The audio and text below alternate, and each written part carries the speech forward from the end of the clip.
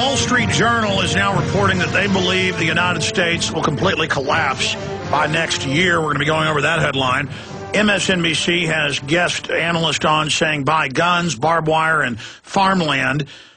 More and more people are sounding just like Gerald Celente, who's been predicting exactly what's happening right now for at least the last 6 to 7 years with precision.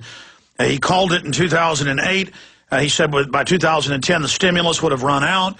By the middle of 2010 it would be clear that the establishment knew full well what was happening. That's now unfolding. And I have in incredible news here, we actually got the MSNBC script for the Rise of the New Right special they're going to be airing over and over again starting next Wednesday, hosted by Chris Matthews. They lied to me, but I knew they were lying. I told them, I said, this will be me cut into neo-Nazis and militias, and you will demonize Ron Paul and Rand Paul. And they said, no, we're just profiling you, and it's all friendly. We want to know the Tea Party. Well, I have the script. None of what I said is in there. Basically, it's all distorted. Nothing about reaching out to the controlled left, explaining to them that, you know, the false left-right paradigm. None of it. It is worse than I thought. And the article is up on prisonplanet.com. MSNBC hit piece smears Tea Party as neo-Nazis. This is so important. And so we're going to get Gerald Celente's take on that, on the economy, on the Iran situation, the Israeli flotilla, all of it. Really, Gerald Celente needs no introduction.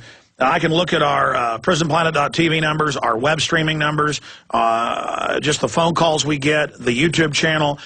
This is the most popular guest we have on a monthly basis. Sometimes we have a Charlie Sheen on, or a Willie Nelson, or a Jesse Ventura, once every 3-4 months or so, or a couple times a year. That will have more viewers or listeners. But as our regular guest, people really appreciate the straight talk of Gerald Celente.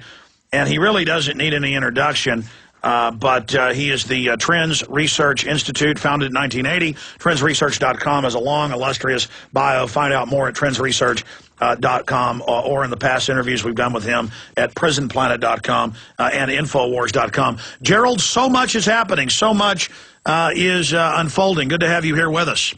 Well, thanks for having me, Alex. A lot going on. I want to get to the economy first, but what is your take on the MIAC report, the Homeland Security reports demonizing patriots, gun owners? Now got the New York Times where they're cracking down on Amish, trying to take their property, saying it's not good for the environment, that their cows are defecating, and that's not normal now. I mean, you cannot make this up. This is a full-out assault on anyone who wants to be self-sufficient. I've said this before, that in the mainstream media and a number of these talk show blowhards out there, they keep calling what's going on in America socialism, the ones that don't like Obama.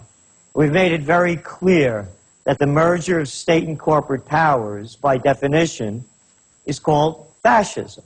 So what we're seeing is, first we're seeing the merger of state and corporate powers like never before, with the whole guise of the too big to fails. And look at the facts. You go back to the early 1990s, the top banks, the top 6 banks, had about 15% of the action out there. Now, the top 6 banks control 65% of all the financial assets in the United States. So as we become more fascist, what you're seeing now is the squeezing of the little people. Oh, those dangerous Amish, you have to really watch out for them. You never know when their horse and buggies will be taking over another town. And it squeezed the little people at every end. Look what they're doing to the small farmers, making it almost impossible for them to compete as they're becoming more popular. Look at the numbers. What is the IRS doing? They're cracking down on the little people as they're turning a blind eye to the big corporations. So that's what's going on. And as you pointed out, how the NBC did a snow job on you, they do it with everybody, in making the Tea Party look like as though it's a right-wing fanatical movement of right-wing nuts. And it's the same story. Let's go back over the history. In 2007, in the Trends Journal, our top trend for that year, while Bush was president, was that we were going to see the emergence of major tax revolts. What did they do? They ignored it. In 2009, the first Tea Parties and protests, tax protests, what did they do in the mainstream media? They ridiculed it. They said it was going nowhere. And then, as they could no longer turn a blind eye to it, and it started gaining momentum, what do they do next? They demonize it. So it's a very familiar pattern. We know where they're going, and they're not going to be able to stop it. It has a life of its own. Well, that's my next point. We see 3 weeks of a hoax saying that Rand Paul wants to get rid of the Civil Rights Act, which he never even talked about, is not on his platform. He said, no, I don't. And they said, no, yes, you do. And his approval rate